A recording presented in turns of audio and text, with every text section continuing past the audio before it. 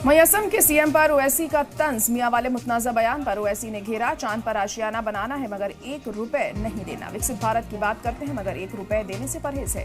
आइन को ओथ लिया है तो सबको बराबर मानो। असम के सीएम ने कहा था कि मियां मुसलमानों को इस तरह परेशान करो कि अगर रिक्शा का किराया 5 रुपए है तो 4 रुपए दो।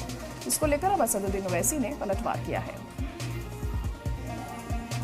असम के मुख्यमंत्री बोलते हैं अगर तुम मियां के ऑटो में गए 5 रुपए बिल हुआ तो 4 रुपए दो।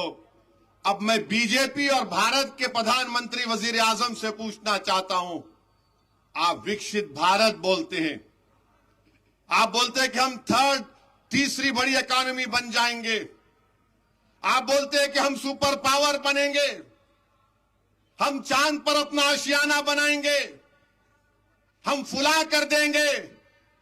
अरे चांद पर अगर आशियाना बनाना है तो 1 रुपये के लिए कहीं को बोल रहा रे? चांद पे घर बनाने का है, 1 रुपया नहीं देना कहते उसको। चाइना से मुकाबला करना है, 5 रुपये हुआ तो 4 रुपये दो। तुम कितने छोटे हैं असम के मुख्यमंत्री। तुम तो भारत के बाबा साहेब अंबेडकर के बनाए हुए संविधान पर तुमने ओथ लिया, मैं भी लिया अल्लाह के नाम पर। तुम्हारी नजर में सब बराबर होना, मगर आसाम का मुख्यमंत्री बीजेपी का कहता है ये मियां है, इनको अगर वोट डालना है तो बांग्लादेश में जाके वोट डालो। क्या बात है बताओ आप। वहीं एआईएमआईएम सदर असदुद्दीन ओवैसी का मोदी हुकूमत पर हमला। चीन को लेकर मरकजी सरकार को घेरा। चीन को लेकर मरकजी हुकूमत से पूछे कई सवाल। चीन से दोस्ती बढ़ाने का ओवैसी ने लगाया इल्जाम। चीन भारत से 4 गुना इंफ्रास्ट्रक्चर बना चुका है, आप चीन से क्यों डरते हैं? चीन से दोस्ती क्यों हो रही है? ऑपरेशन सिंदूर में चीन ने पाकिस्तान का सपोर्ट किया। भारत सरकार ने चीन को बफर जोन बनाने दिया। वाले राष्ट्रवाद की बात करते हैं। मैं शुरू से बोल रहा हूं कि चाइना हमारी देश की जमीन पे घुस के बैठा हुआ है।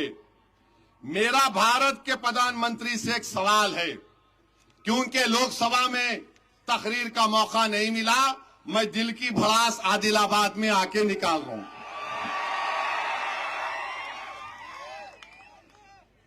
अप्रैल 2020 में भारत सरकार ने चाइना को बफर जोन बनाने क्यों दिया? क्यों बफर जोन बनाने दिया? और फिर जो चाइना का परसेप्शन है एलएसी का, मोदी जी की सरकार ने उसको रेफरेंस पॉइंट बना दिया बफर जोन का। तीसरा, एक बहुत बड़ी मैगजीन है इकोनॉमिस्ट, उसका रिपोर्टर दिसंबर 2025 में उसको हमारी यूनियन गवर्नमेंट ने लद्दाख को लेकर गए। उन्हें वहां जाकर देखकर क्या बोला मालूम आपको? उन्हें जाकर बोला कि चाइना वहां पर इतना इंफ्रास्ट्रक्चर बना दिया भारत से 4 गुना ज्यादा। जिसको आप लेके गए उन्हें लिख रहा, मेरे को नहीं लेके गए।